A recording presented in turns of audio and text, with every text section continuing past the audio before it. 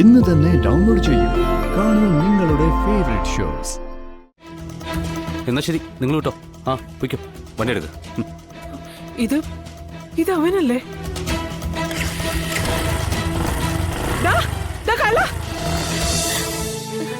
സത്യാമ്മേ,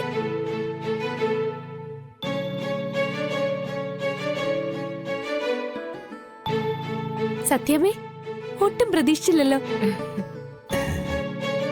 സത്യാമ്മ എന്താ ഒന്ന് വിളിച്ചു പോലും പറയാതെ പെട്ടെന്ന് വന്നത്? മോളുടെ ബാപ്പച്ചി ഒന്ന് കാണണമെന്ന് തോന്നി. നല്ല രീതിയിൽ നടന്നിരുന്നപ്പോ വിശേഷങ്ങളൊക്കെ തിരക്കി ഞങ്ങളുടെ അങ്ങോട്ട് എപ്പോഴും വന്നുകൊണ്ടിരുന്ന ആളല്ലേ.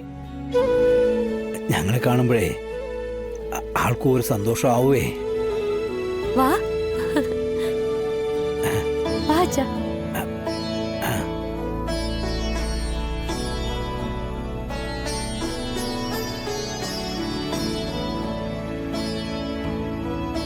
കേറ് സത്യാമ്മേ.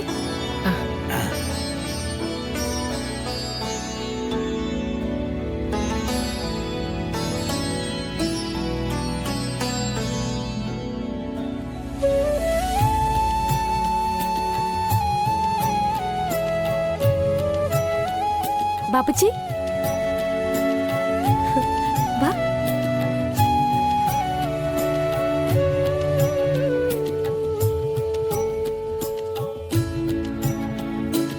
ബാപ്പച്ചി, ഇത് ആരൊക്കെയാ വന്നിരിക്കുന്നത് നോക്കിയേ. സത്യാമ്മയുണ്ട്, അച്ഛനും ഉണ്ട്. ബാപ്പച്ചിയുടെ വിവരം തിരക്കാൻ വന്നതാ.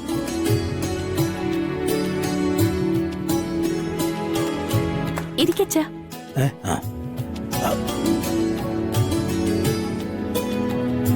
പറയട്ടെ, എല്ലാം മാറി വരുന്നു. ഇഷ്ടക്കൂടുതലുള്ളവര് വരുമ്പോ ഇപ്പൊ ഇതാ പരിപാടി. ആളിങ്ങനെ ഓരോന്ന് ഓർത്ത് കരയും. സങ്കടപ്പെടണ്ട, ഇതൊക്കെ ചിലപ്പോ കുറച്ചു ദിവസം കഴിയുമ്പോ അങ്ങ് മാറില്ലേ. പഴയതിലും പ്രസരിപ്പോടെ നല്ല ഉഷാറായി കാര്യങ്ങൾ നടത്താൻ പറ്റും. മരുന്നുകൾക്ക് മാറ്റാൻ പറ്റാത്ത രോഗമൊന്നുമില്ലല്ലോ. എത്രയോ ആൾക്കാർ ഇതിലും മോശമായ അവസ്ഥയിൽ നിന്ന് ജീവിതത്തിലേക്ക് തിരിച്ചു വന്നിരിക്കുന്നു. അല്ലെങ്കിൽ തന്നെ ഇങ്ങനെ കിടന്നാ മതിയോ? ദേ, ഇവളുടെ കാര്യങ്ങളൊക്കെ നോക്കണ്ടേ.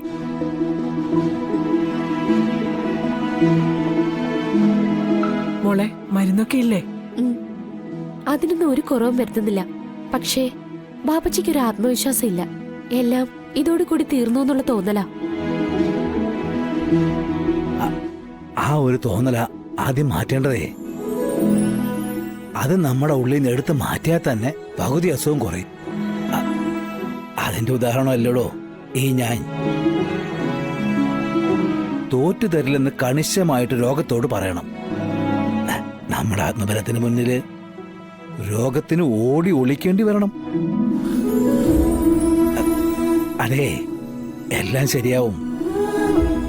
എനിക്ക് വേണ്ടി ഞാൻ ഈശ്വരനെ വിളിക്കുമ്പോഴേ ഞാൻ തന്റെ കാര്യം പറയുന്നുണ്ടോ? തന്നെ എനിക്ക് അങ്ങനെ ഉപേക്ഷിക്കാൻ പറ്റത്തില്ലല്ലോ.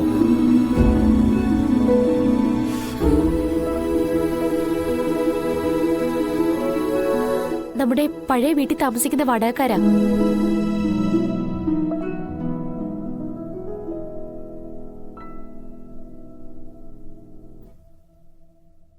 സത്യാമ്മേ, ഇത് ബാപ്പച്ചിയുടെ ഒരേ ഒരു പെങ്ങളാ, സുബൈദ, എന്റെ മാമി. ഞാനൊന്ന് കാണണമെന്ന് വിചാരിച്ചിരിക്കുമായിരുന്നു. മിക്കവാറും ആ വീട് ഒഴിഞ്ഞു തരേണ്ടി വരുമെന്നാ തോന്നുന്നത്.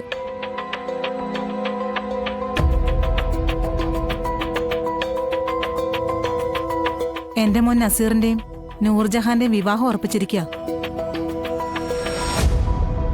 കല്യാണ ലെറ്റർ അടിക്കാൻ കൊടുത്തിരിക്കുന്നത് വാങ്ങിക്കാൻ പോയിരിക്കുക നസീറിന്റെ ബാപ്പ. ബന്ധുക്കളും സ്വന്തക്കാരുമായിട്ട് ഒരുപാട് പേരുള്ളവരാ ഞങ്ങള്.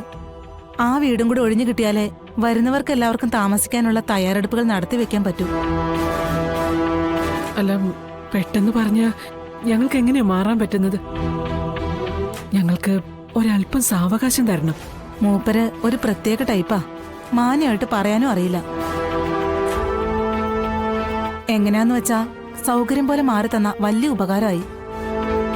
ഈ കല്യാണം വന്നതുകൊണ്ടാ, ഇല്ലെങ്കി ഇങ്ങനെ പറയില്ലായിരുന്നു. ഞങ്ങൾ ശ്രമിക്കാം. അതേ ഇപ്പൊ പറയാൻ പറ്റൂ. ഞങ്ങളുടെ മകൻ വിഷ്ണുവിനോടൊന്ന് ആലോചിച്ചിട്ട് ഉടനെ വേണ്ടതെന്താന്ന് വെച്ചാ ചെയ്യാം. പക്ഷേ തിരക്ക് പിടിക്കരുത്.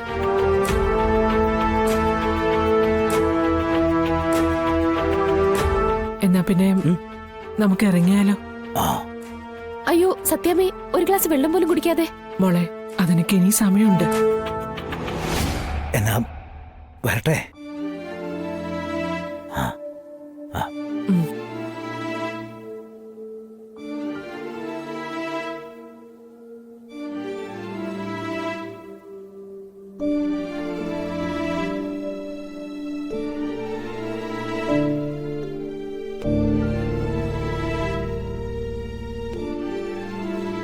ഇവിടെ ഉള്ളവർക്കൊന്നും ഇഷ്ടമല്ലെങ്കിൽ പിന്നെ എന്തിനാ ഇക്ക അവരെ ആ വീട്ടിൽ താമസിപ്പിച്ചിരിക്കുന്നത്? മാറിക്കൊള്ളാൻ പറയുന്നതല്ലേ നല്ലത്.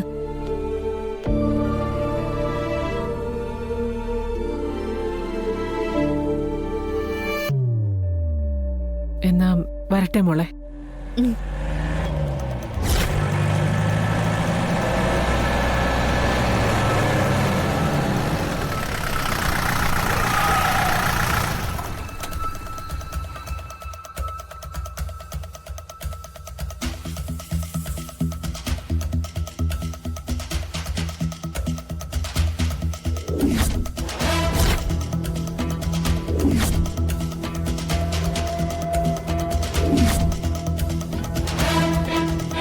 എന്നാ ശരി, നിങ്ങൾ വിട്ടോ.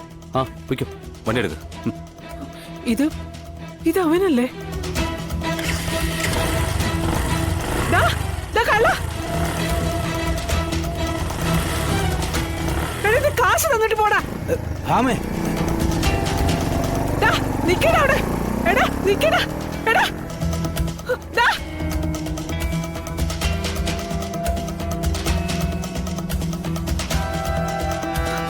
അതാരത്? അതാരത്? എന്താ എന്താ പ്രശ്നം? എന്താ? അത് ഞങ്ങളുടെ വീട്ടിൽ വന്ന് 10 ലക്ഷം രൂപ തട്ടിയെടുത്തത് ദേ അവനാ. ഏയ്, അതെന്റെ ഫ്രണ്ടാ.